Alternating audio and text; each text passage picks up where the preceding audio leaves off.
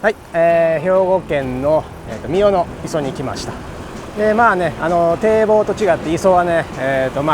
すごくイカが隠れる場所が多いんで、エギングではすごく有望なポイントですね。で磯ならではのね狙い方っていうのもあるんで、そのあたりもねぜひ、解説していきたいなと思います。それではエギゾウ劇場始まり。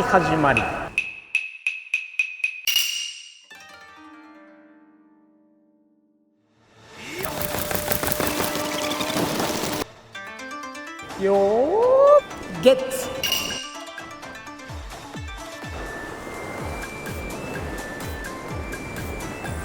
来た。よっしゃー。結局釣れたのは見えてない深いところでした。よいしょー、いいサイズ。煽りでよ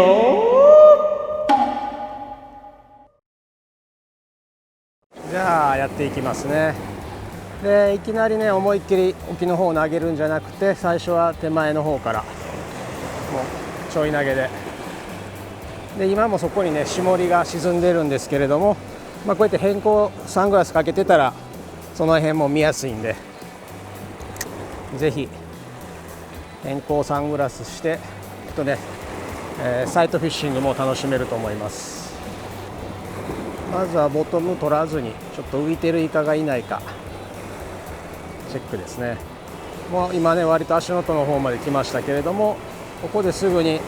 回収するんじゃなくて、イカのチェイスがないかをしっかりと確認してからピックアップですね。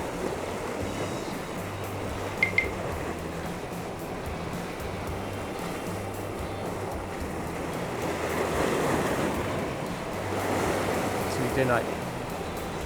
で今こっちに投げたけれども、次はこっちで、その立ち位置によって投げる角度を変えていくと、いろいろとこうフレッシュなイカを狙うことができますね。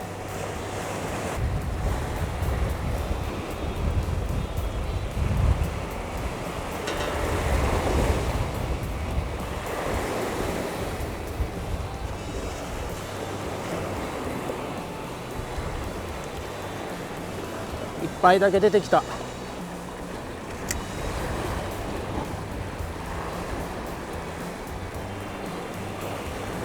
今ね1杯だけなんですけどね、これが2杯3杯多ければ多いほど釣りやすくはなりますね。やっぱりね先に食べないとライバルたちに餌を奪われる前に自分が先に食べてやろうっていうね競争心が働くんで、いっぱいやとねなかなか見てるだけで抱いてこないことが多いですけどね。さあいっぱいに釣られて何倍か出てこないかな。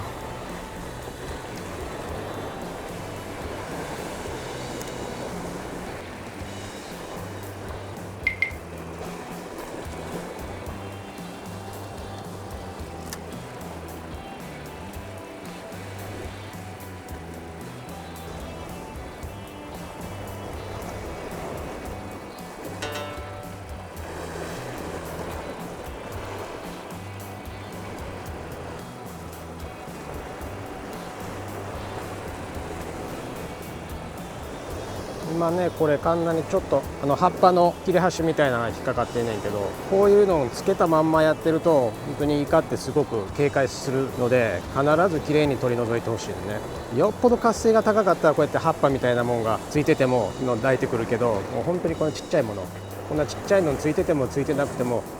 関係ないだろうと思われるかもしれないけど、必ずカンナについているものはきれいに取り除いてください。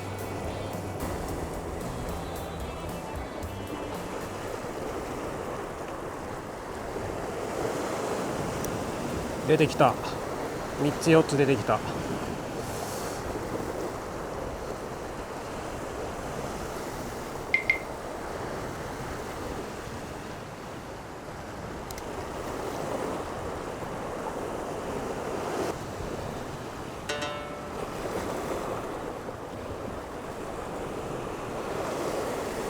今ね出てきて、エギにチェイスしてきてるんですけど、ここフラフラするねエギが。でこうやってフラフラするとイカやっぱり怖がってなかなかエギを抱こうとしないんで、あえてだからちょっと沖に出していって沖で抱かせるっていう作戦に切り替えます。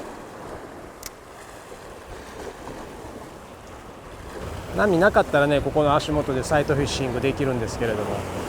どうしてもエギが波で引っ張られてフラフラして落ち着かないんで、あえて逆にもうサイトせずにブラインドで狙います。もう多分ね、今エギに反応してるんで、よっしゃ、ね、あえてブラインドの釣り、よいしょ。わあ、ちっちゃい。ちょっと可愛いサイズなんでね、早めに逃がしてあげようかなと思うんですけれども、今これチェイスしてきた中のいっぱいですね。で、もう少し大きなものもいてたんですけど、3つか4つかいてて、足元のサイトで見切って沖のブラインドの釣りに変えて、ちっちゃなあたりが出ました。もう早めにね、ちょっとリリースしてあげてほしいんですけれども、リリースするときは必ずイカに触れないで、カンナをクリンとひっくり返して逃がしてあげてください。で、今釣ったところがこの真正面なんですけども、もう今真正面は隅吐かれてるんですね。で、隅吐かれてるところはしばらくはやっぱイカが警戒するんで、釣れたところじゃないところを今度また逆に打っていきます。そうやね、ずっとこっち側からやっていって、さらに右の方、最近のね、アオリイカのエギングの傾向として、秋はコロッケサイズの数釣りで、春はでかいかっていうセオリーがちょっと崩れてきてますね。もうほぼほぼ一年中アオリイカが狙えるようにはなってきてますね。春の大型っていうんじゃなくて、春にね、意外と可愛いサイズが釣れたり、夏に大型のイカが釣れたり、海水温がね、今どんどん上がっていってるんで、産卵のタイミングっていうのがすごくダラダラしてるんだと思いますね。いつでもでかいのも狙えるチャンスがあるとも言えるし、いつでも数釣りが楽しめるっていうチャンスがあると思ってもいい。残念な面もあるんですよ。やっぱり春にでかいのを釣る、秋に数釣りを楽しむっていうね、そういう明確なコンセプトっていうのがだんだんと崩れつつあるんで、一年中楽しめるっていう点ではね、嬉しいことではありますけれども、で一つ狙い目としてはこういう藻ですね。藻場っていうのは藻の周りにイカがやっぱり身を潜めやすい隠れ場所っていうのもあるんで、やっぱり狙い目としてはこの藻場、その藻場と絞り、これを目安にポイントを探っていくといいと思います。ちょっとカラー変えてみますね。エギゾウの新色、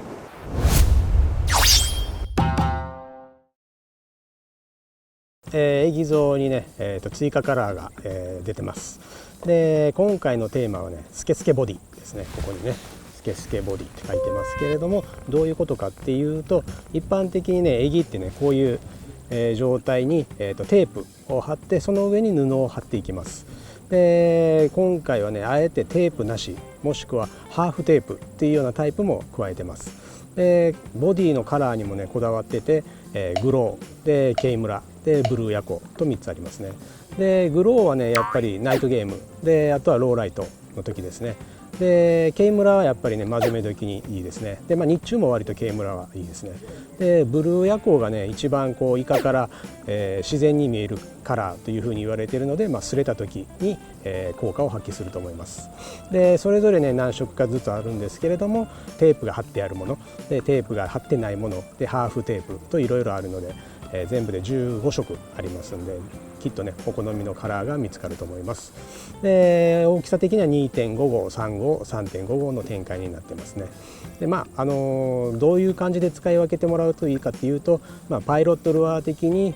グローを入れて、でやっぱりアピールありますからね、グローで、それで反応がなかったらケイムラで、擦れてきたらブルーヤコ、そんな感じの使い方で、ローテーションしてもらうといいと思います。カラー変えて反応がね、変わることもあるんで、カラーローテーションはぜひね、行ってください。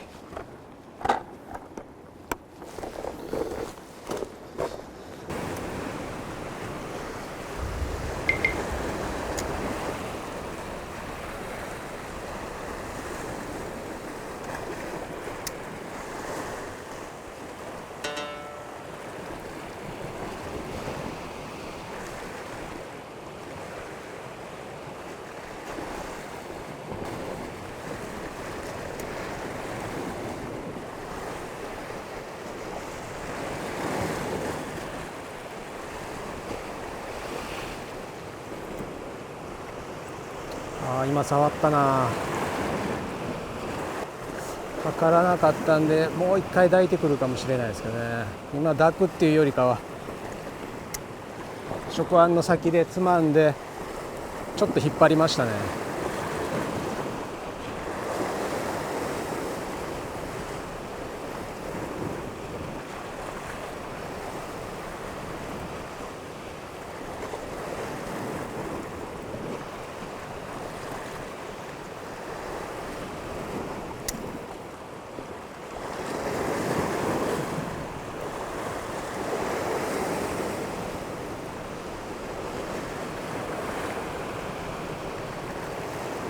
いっぱいついてきてる。さっきの一杯だな。こいつか、触ったのは。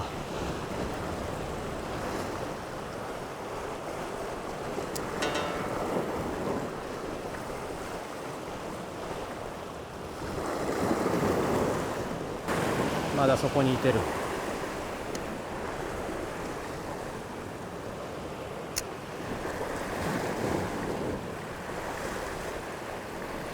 今もね、着水してピチャンっていう音でもう反応してます、ね。多分エギの方に行ってる。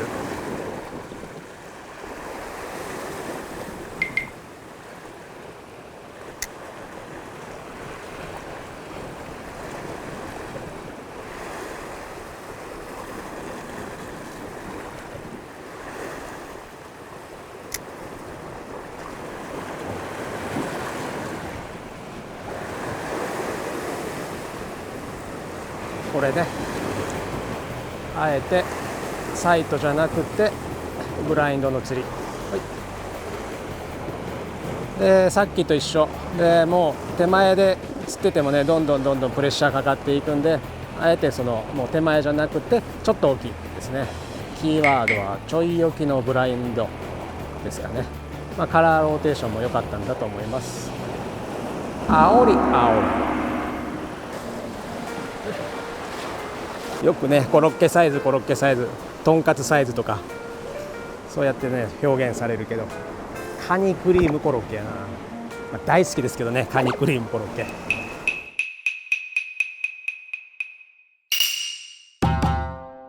いいよー。秋のエギングの代表的なポイントっていうとね、こういう漁港とか堤防とか足場のいいところでね狙えるっていうのが秋エギングの魅力ですけれども、堤防の先端だとか、曲がり角だとか、そういったところが狙い目になりますけれども、一つね割と見落とされがちなのがやっぱり付け根の部分、そういう付け根の部分のシャローなんかもみんなスルーしていくけれども、そういうところも見落とされがちですね。でもう激戦区でね、そうやって1級ポイント基本的にはもう入れないって思っといた方がいいと思います。逆にね、人が入ってない、ここなんかもう何の変化もないんですけれども、もうそういったところ、プレッシャーが低いところをあえて狙うっていうのも一つの手だと思いますね。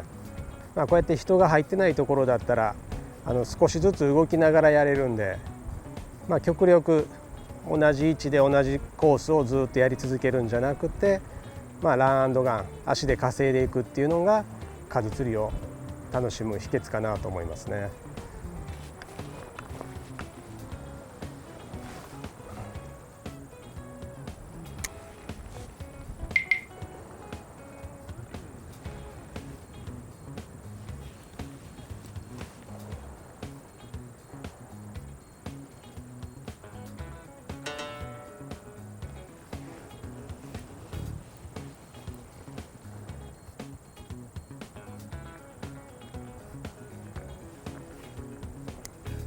さあ沖から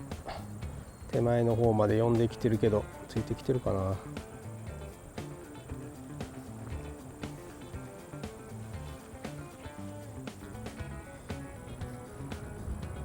すぐにエギをピックアップするんじゃなくて、後ろからついてきてないかしっかり確認してからサイトでね確認してください。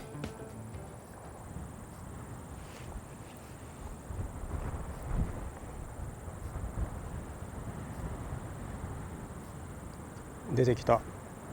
一つだけ出てきた。来た。よっしゃー、来ましたね。サイトで見えてたんですけどね、結局釣れたのは見えてない深いところでした。視認性のいいカラーなんでね、エギの後ろに追尾してたのは見えました。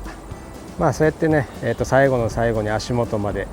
寄せてきてこう抱かせるっていうね、サイトフィッシングが楽しめるのもこういう視認性のいいカラーのエギですね。でこれね、下の部分これ透けてます。テープが貼ってないで、こっちの上の部分だけテープが貼っているハーフテープっていうタイプですね。なかなか珍しいタイプなんですけれども、非常に擦れた状況に強いのがこのハーフテープですね。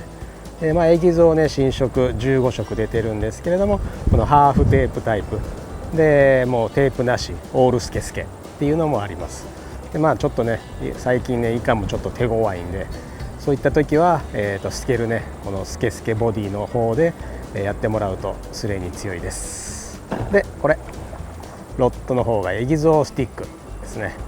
今回ねこのエギゾウスティック初披露しますけれども、実はねこれは売りません。限定で30名の方にプレゼントします。インスタグラムメジャークラフトのねにハッシュタグスケスケの秋でハッシュタグエギングつけてもらっていい写真を投稿してください。そうすると当たるかもしれませんよ。アオリイカのエギング、秋がね入門にベストシーズンってよく言われてますけれども、秋になるとねちょうどこれぐらい、このひらね、いわゆるよくコロッケサイズって言われるんですけれども、そういうコロッケサイズぐらいになってくるとエギにね、よく反応します。でその頃はやっぱりね、個体数も多いし、それぐらいのねサイズってすごく好奇心旺盛で食欲も旺盛っていう感じなんで、釣りやすいのがこの秋のエギングですね。でその頃に使うエギのサイズっていうのはやっぱり 2.5 号がメインになってきますね。でだんだんとねこう冬に近づくにつれイカのサイズも大きくなってきます。そうなってくるとやっぱり3号がメインになってくる。数釣りっていうよりかは1キロに届くかどうかっていうようなサイズも混じってくる。で冬になって1キロオーバー2キロっていうようなサイズが釣れるようになってくると、もう今度はこれ 3.5 号っていうのがメインになってきますね。で春になると産卵ですね。そうなってくると2キロ3キロっていう大型のものも釣れるんですけれども、そうなってくるともう 3.5 号一択でいいと思いますね。やっぱりその水深とかね潮の速さ、そのあたりでエギのね重さ大きさ、これをね選んでもらうっていうのもあるけれども、まずはイカのサイズですね。小さなイカを狙うときはやっぱり 2.5 号、大きなイカを狙うときは 3.5 号で、どっち使えばいいかわからないなっていうのだったらオールマイティーな3号っていうような選び方でいいと思いますね。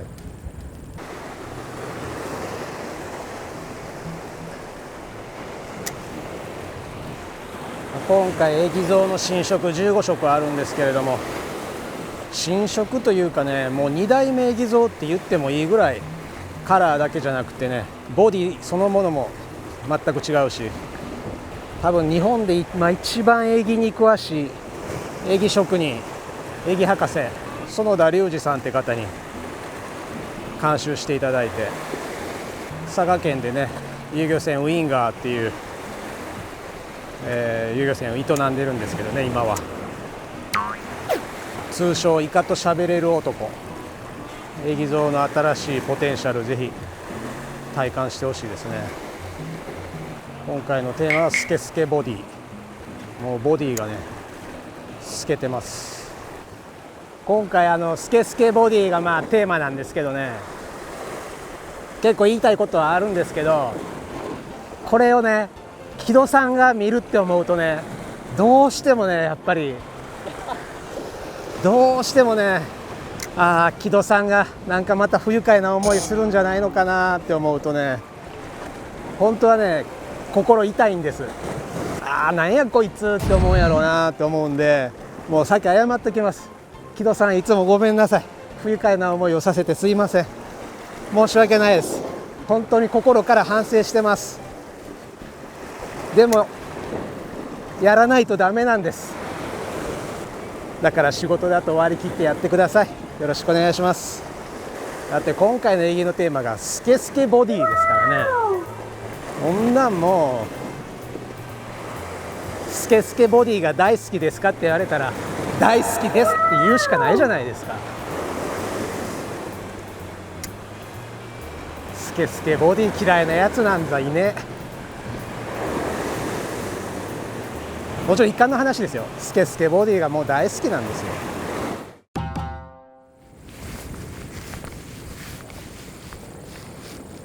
エギングってしゃくってホールさせて、ホールの時にイカが抱いてくるんですけれども、このしゃくるっていう動作、これはエギを跳ね上げさせるっていう意味もあるけれども、ダートですね。こう右左右左ってこうダートさせる時にしゃくりなんですけども、こうやって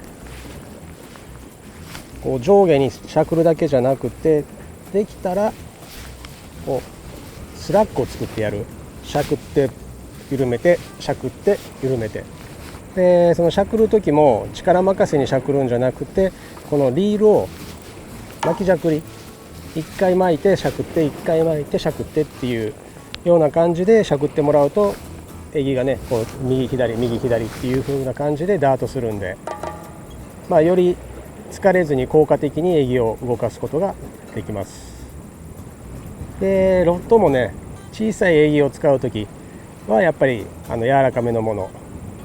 ML とか EL とか、いわゆる L ライトクラスのものが向いてますね。で逆に 3.5 号4号っていうような大きめの重ためのやつを使うんだったら、MH とか EH とか H っていうのはこれヘビーですね。でそのちょうど中間に位置するのがM とか E とか、最近ではね、僕は割とソリッドティップのショアティップラン用のロッドを使うことが多いんですけれども、エギの大きさ重さに合わせてロッドの方も選んでもらうといいと思います。ただね、長さに関してはエギングロッドはほぼ8フィート6インチに落ち着いてしまいましたね。以前はね9フィートとか10フィートとかっていう長いものもあったし、7フィート台っていう短いものもあったけれども、今はもうほぼほぼ86で、ビギナーの人でちょっとまだ慣れてないなっていう人で83、なぜかエギングは86、ちなみにこのエギゾースティックも8フィート6インチです。で適合ウェイトが 2.5 号から 3.5 号、オールシーズン使えるオールラウンダー、そんな感じの1本です。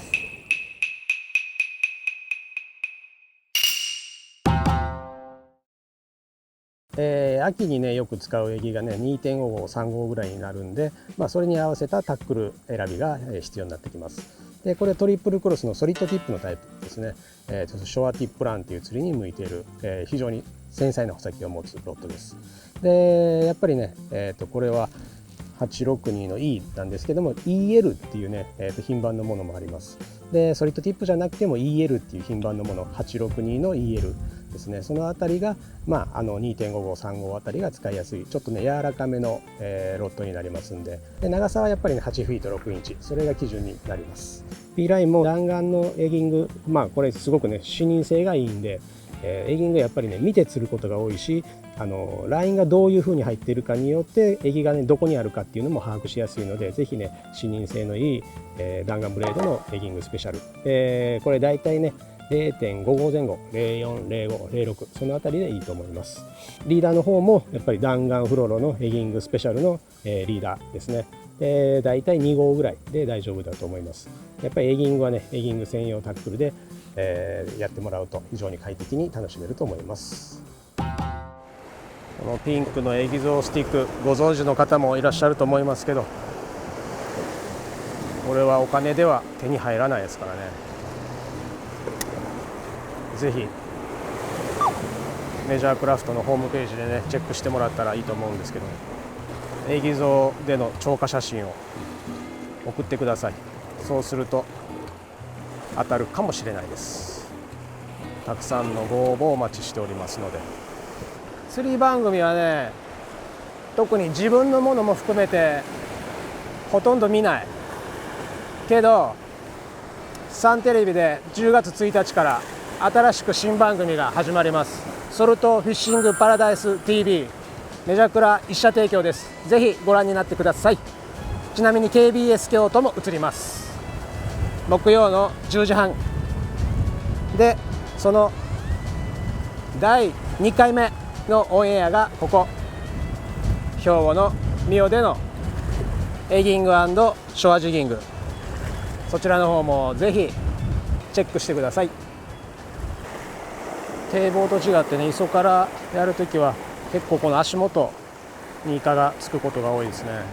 ボートからやるときってね、ボートからこっちの磯側に向かって投げるぐらいなんで、やっぱりこの磯際っていうのは一つすごい大きなチャンスポイントですね。まずね、手前からやっていきましょう。でないと沖でかけたイカがやっぱり墨吐いたら、そこら一帯がねもうプレッシャーかかっちゃうんで、墨吐きながらずっと手前の方まで来たら、手前にいるイカにもやっぱりプレッシャーかかっちゃうんでね、まずは手前のイカを釣っといて、その後沖を狙うっていうのがやっぱり磯エギングの鉄則ですね。それがやっぱり数釣りにもつながります。どうしてもね、やっぱり釣り場に立ったら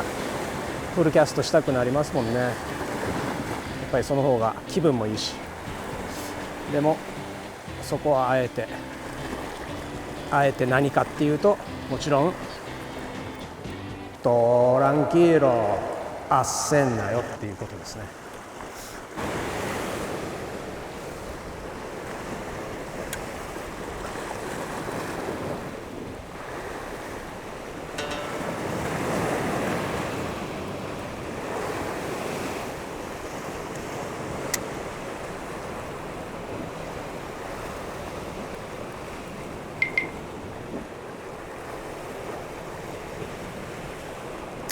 出てきた。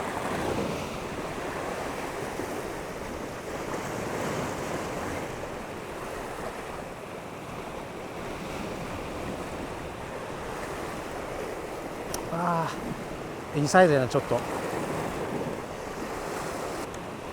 なんで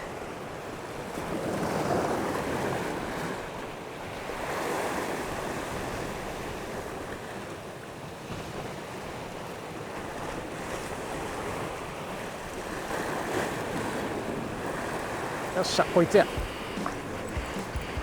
沖で抱かした。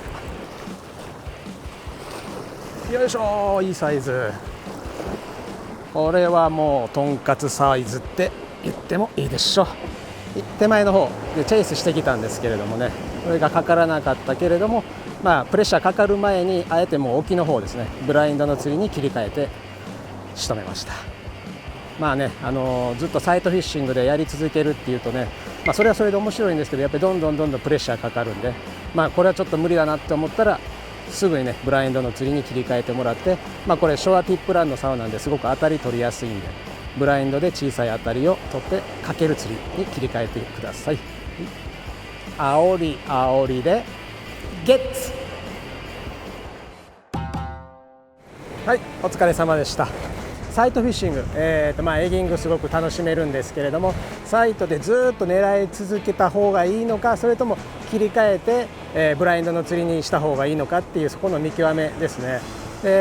サイトでねやるってすごく勉強になるんですよ。イカがどういう風な動きをするのか、エギがどういう時にどんな風な、反応をするのかっていうのを見ながら釣るっていうのはもう本当にね、上達の第一歩なんですけれども、ずっとサイトし続けていい場合、これはねイカの活性が高い時、もしくは複数入る時、そんな時はやっぱりねサイトで狙い続けてもらった方がいいと思います。で逆にいっぱいしかいない、遠くから見てるだけ、全然近寄ってこない、こんな時はもう素早くね、ブラインドの釣りに切り替えてもらった方がいいのかなと思います。まだまだねエギング、楽しめると思いますし、これからどんどん大きくなっていって、キロアップっていうようなサイズも狙えると思いますので、ぜひ、エギゾウでいい釣りしてください。